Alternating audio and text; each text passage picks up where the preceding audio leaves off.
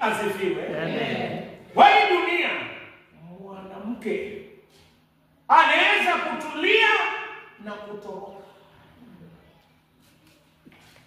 Mwanamke, mama, kuna pahali anastahili kutulia na kuna pahali anastahili kutoroka.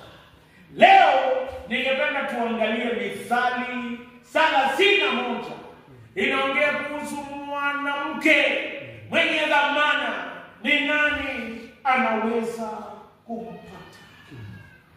Nataka nikuulize wewe mama, ukiwa mama wa dhamana ambaye hafananishi na yote, ni mama wa kutulia na kutoroka.